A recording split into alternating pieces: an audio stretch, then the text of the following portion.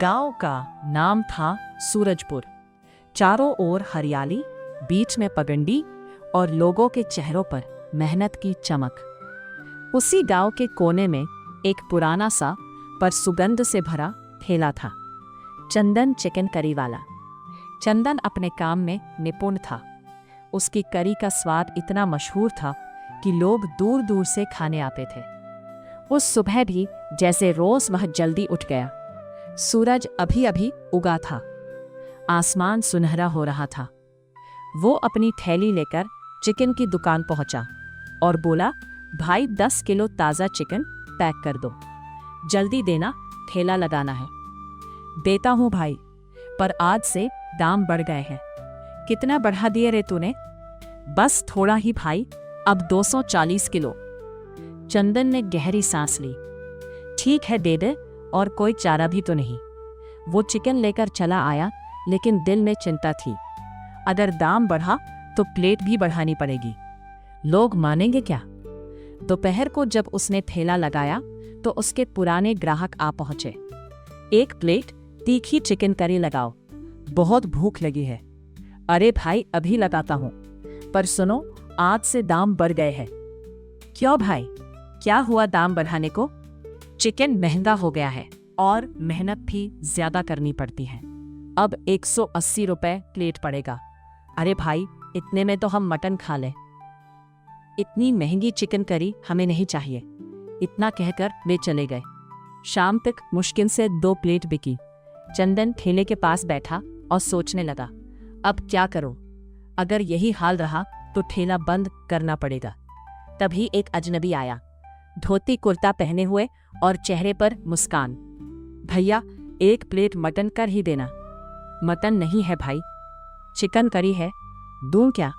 अच्छा चलो, वही दे दो, बहुत भूख लगी है। वो आदमी खाने लगा। कुछ देर बाद बोला, भाई तुम्हारी करी में तो बड़ा स्वाद है, बस कमी है मटन की। आप ठीक कह रहे हो भाई, पर मैंने कभी मटन बनाया ही नहीं। हमारे गांव में तो मटन के ठेले बहुत हैं। अरे भैया, तुम्हारे गांव में वैसा मटन कोई नहीं बना सकता जैसा बिहार का होता है। मसाला और तीखापन बस वही का असली होता है। अच्छा, आप बिहार से हैं? हाँ भैया, वही का हो। और मैं बता दूं, अगर तुम चाहो तो तुम्हें बिहार का असली मटन मसाला सिखा सकता हूँ। अभी तो जाना होगा, काम है, फिर मिलते हैं। इतना कहकर वो संगीत चला गया। रात को जब चंदन घर लौटा, उसकी पत्नी कमला बोली, सुनो जी, वो सेठ फिर आया था पैसे मांगने। हमें जल्दी उसका कर्ज चुकाना होगा। कैसे दूं कमला? अब तो चिकन करी भी नहीं बिक रही, कहाँ से लाऊं पैसे? अगर ये नहीं बिक रही तो कुछ नया सोचो, कुछ ऐसा जो लोगों को पसंद आए। चंदन एकदम ठहर गया। अचानक उसे उस बिहारी आदमी की बाकी संगीत याद आई। कमला, लगता है अब हमारा बाकी स्वाद बदलने वाला है। कल से कुछ नया शुरू करते हैं। अगली सुबह चंदन ने जल्दी उठकर अपने ठेले को देखा, जैसे वो भी कुछ नया इंतजार कर रहा हो। वो बोला, आज उस बिहारी भाई को ढूंढना ही होगा, वही कुछ रास्ता दिखाएगा। वो पूरे गांव में घूमता रहा, चौपाल पर गया, चाय की दुकान पर पूछा, जानकारी चाहन के पास बूढ़े राम खेलावन से भी पूछा। बाबा, कल एक बिहारी आदमी आया था, लंबा गोरा सम्मुख था, देखा कहीं? ना रे चंदन, यहाँ तो ऐसा कोई नहीं दिखा। चंदन का चेहरा उतर गया। और अब कहाँ ढूंढो उसे? सोचते हुए वो बाजार की तरफ चल पड़ा। वहां एक संगीत मटन का ठेला था। मसालों की खुशबू हवा में तैर रही थी। वो पास संगीत गया तो देखा वही बिहारी आदमी मजे से मटन खा रहा था। चंदन ने राहत की सांस ली और बोला, अरे बिहारी भाई, मैं तुम्हें पूरे गांव में ढूंढ रहा था और तुम यहाँ मटन खा रहे हो। अरे भाई, अब जा ही रहा था तुम्हारे गांव से, सोचा जाते जाते थोड़ा मटन खा लो। भाई, आपने कहा था ना कि आप मुझे बिहारी मटन बनाना सिखाएंगे। वही सीखना है, उसमें कुछ बड़ा राज नहीं है भैया। जैसे तुम चिकन बनाते हो वैसे ही बनाओ। फर्क बस इतना कि उसमें खड़े मसाले, तेज पत्ता, लौंग, इलायची और प्याज थोड़ा ज्यादा डालना। और हाँ, मटन सरसों के तेल में ही पकाना। तब देखना स्वाद ऐसा कि लोग उंगलियां चाटेंगे। बस इतना ही भैया, दिल से बनाओगे तो स्वाद अपने आप आएगा। धन्यवाद भाई, कल से मेरा ठेला मटन करी वाला ठेला बनेगा। और दोनों अपने अपने रास्ते चल पड़े, एक नया स्वाद और नई उम्मीद लेकर। अगले दिन सुबह सुबह चंदन उत्साह से भरपूर उठ गया। सूरज की किरणें उसके आंगन में सुनहरी चमक बिखेर रही थी। सुनिए जी, आज तो बहुत जल्दी उठ गए। आज नया दिन है कमला, और नया स्वाद भी। वो बाजार चला गया। प्याज, टमाटर, अदरक, लहसुन, गरम मसाला और सरसों का तेल खरीदा। दुकानदार ने पूछा, अरे चंदन भैया, आज तो बहुत सारा सामान ले रहे हो, क्या कुछ नया चल रहा है? बस भाई, अब चिकन नहीं मटन चलेगा। देखना पूरा गांव खुशबू से भर जाएगा। पहले दिन था, इसलिए उसने केवल 5 किलो मटन लिया। घर लौटकर उसने प्याज और टमाटर बारीक काटे खड़े मसाले निकाले, तेज पत्ता, लौंग, दालचीनी और इलायची। कमला बोली, सावधानी से बनाना जी, नया ठेला है, लोग ध्यान से चखेंगे, तुम बस देखती रहो, आज हमारा नसीब बदलेगा।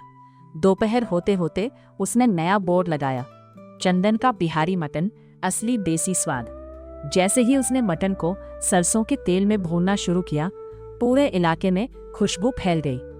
तभी उसके पुराने ग्राहक आए और बोले, अरे चंदन, आज तेरे चिकन की खुशबू कुछ अलग ही लग रही है भाई।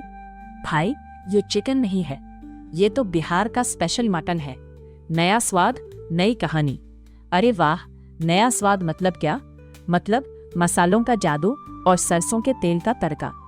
एक बार खाओगे तो बार बार आओगे। नाम सुनते ही मुंह में पानी आ गया। हंसी, पर दाम क्या है भाई? मटन है मतलब महंगा होगा, ज्यादा नहीं, बस 280 पर प्लेट। भाई, खुशबू तो जबरदस्त है, अब चाहे जो भी दाम हो 2 प्लेट लगा दे। चंदन ने प्लेटें सजाई, गरमा गरम मटन करी, सादा चावल, साथ में कटी प्याज और नींबू। ग्राहक ने पहला निवाला मुंह में डाला और आंखें बंद कर ली। अरे वाह चंदन, क्या ही मटन बनाया है तूने। मसालेदार, मुलायम और ऐसा रसदार कि दिल खुश हो गया। हाँ भाई, तेरे बिहारी मटन की तो बात ही कुछ और है।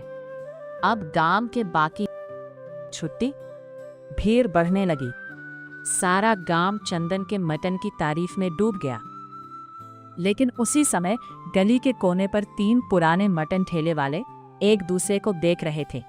देखा, अब तो सब इसके ठेले पर जा रहे हैं। अगर ऐसा चला तो हमारे ठेले बंद हो जाएंगे। कुछ तो करना पड़ेगा, इसका ठेला बंद कराना ही होगा। शाम को जब चंदन ने ठेला समेटा, उसकी आंखों में चमक थी। कमला ने पूछा, कैसा गया दिन? आज का दिन सबसे अच्छा था। बिहारी मटन ने कमाल कर दिया। लेकिन उसे क्या पता था कि अब उसकी असली परीक्षा शुरू होने वाली थी। अगले दिन सुबह चंदन पूरे संगीत जोश में था। कल के शानदार दिन की याद अभी भी उसके चेहरे संगीत पर मुस्कान बनकर झलक रही थी। वो गुनगुनाते हुए मटन भून रहा था। सरसों के तेल में मसालों की खुशबू फिर से पूरे चौराहे संगीत पर फैल रही थी। तभी उसके पास 3 पुराने मटन ठेले वालों में संगीत से 2 आए। अरे चंदन भाई, जरा इधर तो आना, 2 मिनट बात करनी थी। कहो भाई, क्या बात है? कुछ नहीं, बस तुम्हारा मटन तो पूरे गांव को दीवाना कर गया है। अब हमारे ठेले पर कोई नहीं आता, सोचा हमें ही अपने पास काम पर रख लो। अरे भाई, मेरा ठेला इतना बड़ा कहाँ कि किसी को नौकरी दूं, मैं तो खुद ही मुश्किल से संभालता हूं। दोनों ने बनावटी मुस्कान दी और बोले, ठीक है चंदन, संगीत जैसा ठीक समझो, हम चलते हैं। इतना कहकर वो दोनों धीरे धीरे आगे बढ़ गए। चंदन को क्या पता, उसी वक्त संगीत तीसरा ठेले वाला पीछे से आकर उसके भगोने में एक छिपकली डाल गया और चुपचाप संगीत भीड़ में गायब हो गया। कुछ देर बाद गांव के मुखिया और उनका एक साथी वहां पहुंचे। अरे चंदन, तेरे मटन की बहुत चर्चा सुनी है, आज हम भी चखेंगे तेरी मशहूर बिहारी करी। जी मुखिया जी, आज आपको ऐसा स्वाद मिलेगा कि याद रह जाएगा। उसने झटपट गर्मा गर्म मटन चावल के साथ परोसा और सामने रख दिया। मुखिया ने पहला कौड़ लिया, मुस्कुराए, लेकिन जैसे ही दूसरा निवाला उठाया, उनकी थाली में कुछ गिरा। अरे ये क्या, छिपकली! मुखिया चीख पड़े। थाली जमीन पर गिर गई। चंदन, तू गांव वालों को ऐसी गंदी करी खिलाता है, शर्म नहीं आती? आज से तू इस गांव में ठेला नहीं लगाएगा। चंदन के पैरों तले जमीन खिसक गई। मुखिया जी, मैं कसम खाकर कहता हूँ, मुझे नहीं पता ये छिपकली कैसे आई। मैं कभी ऐसा नहीं कर सकता। पर कोई उसकी बात सुनने को तैयार नहीं था। मुखिया और गांव वाले गुस्से में चले गए। चंदन वही बैठा रह गया, आंखें भर आई। फिर धीरे धीरे बोला, जब वो दोनों मुझे ठेले से दूर बुला रहे थे, तभी कुछ गड़बड़ लगी थी। जरूर उन्हीं ने ये किया होगा। उसने गहरी सांस ली और कहा, अब चाहे जो हो जाए, मैं इस साजिश का पर्दाफाश जरूर करूंगा। वो ठेला समेटकर चुपचाप घर चला गया। लेकिन इस बार उसके दिल में डर नहीं, इंसाफ की आग जल रही थी। अगले दिन गांव के चौराहे पर सन्नाटा था। चंदन का ठेला बंद था। वो अपने घर में बैठा सोच रहा था, अगर सच्चाई सामने नहीं आई तो मेरी मेहनत सब व्यर्थ जाएगी। वो सबूत ढूंढने निकल पड़ा।